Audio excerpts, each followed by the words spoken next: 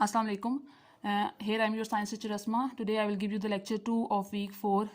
As in the previous lecture I have discussed about the transport in plants in the previous week lecture, but today I am going to elaborate it.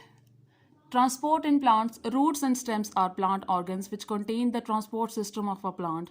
They have thin tubes inside them which carry liquids up and down the plant. There are two tubes basically which are present inside the plants, which are xylem and phloem, and these are known as the vascular bundles, and these vascular bundles are responsible for the transport of water and food along the plant's other parts. So basically xylem tubes carry water and minerals in the solution from the soil to the parts of the plant above the ground. They have thick and strong walls which help the xylem support the plant.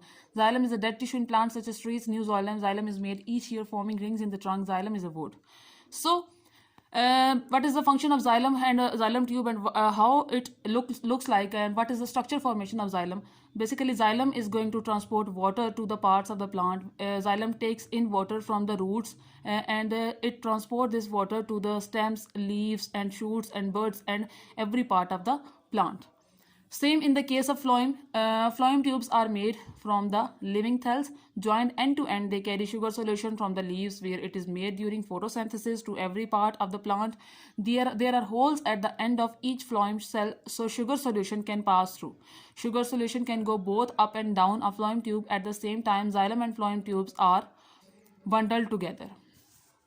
So phloem tubes are responsible for the transport of sugar or glucose along the plants. The glucose which is going to made on the leaves by the help of photosynthesis, and that glucose we can call that glucose as a food for the plant, and that food is used by the other parts of the plant for their growth, and for their long life. So in the xylem we have studied that only water will move in the xylem, and it only moves in one direction from downside towards the upside. But in the case of phloem, sugar solution will move in both directions, towards the upside and towards the downside, in both ways, because sugar is needed at any time at any part of the plant, so it moves according to that situation and according to that condition. Today I will tell you more about the xylem tubes and phloem tubes which are present inside the root cells.